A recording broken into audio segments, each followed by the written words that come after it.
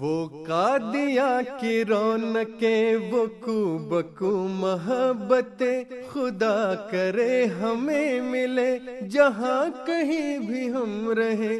وہ قادیاں کی رونقیں، وہ وقت تھا وقت مسیحا، نہ کسی اور کا وقت۔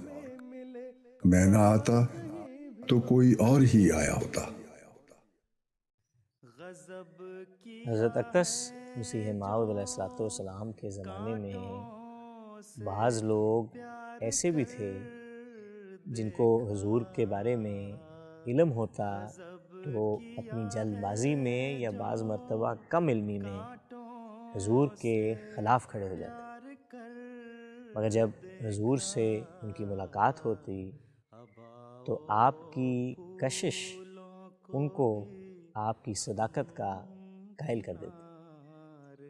چنانچہ اسی طرح کا ایک واقعہ آپ کے ایک صحابی حضرت مولوی غلام نبی صاحب رضی اللہ تعالیٰ عنہ کا ہے۔ مولوی صاحب نے حضور کے بارے میں سن رکھا تھا۔ یہ سن 1891 کی بات ہے۔ حضور علیہ السلام ان دنوں میں لدھیانہ میں تھے۔ مولوی صاحب کو جب اس بات کا علم ہوا تو خود بھی آپ لدھیانہ ہی چلے گئے اور وہاں جا کر بعض لوگوں کو اکٹھا کر کے مختلف گلیوں میں جا کر ہر گلی میں جا کر حضور کے خلاف باتیں کرنا شروع کرتے۔ ایک روز وہ اس کوچے تک آ گئے جہاں پر حضور کا قیام تھا۔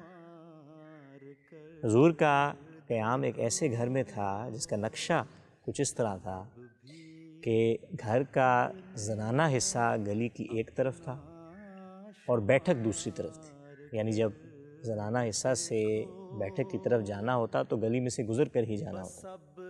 تو اتفاق ایسا ہوا کہ حضرت اقدس مسیح موعود علیہ السلام بیٹھک کی طرف جانے کی غرض سے گلی سے گزرے اور وہاں مولوی صاحب اپنے ساتھیوں کے ہمراہ حضور کے خلاف باتیں کرنے میں مصروف تھے۔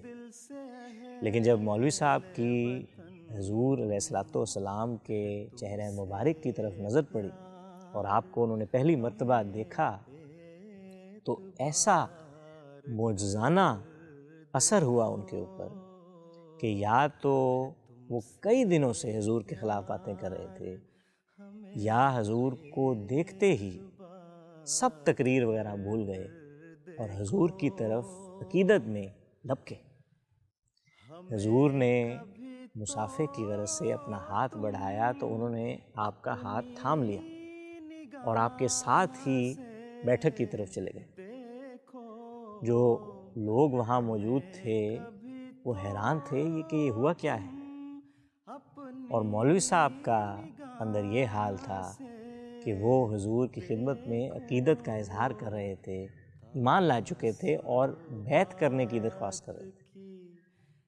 باہر لوگ انتظار میں ہیں کہ مولوی صاحب کہاں گئے، کوئی معلوم کرے کہ کیا ہوا ہے۔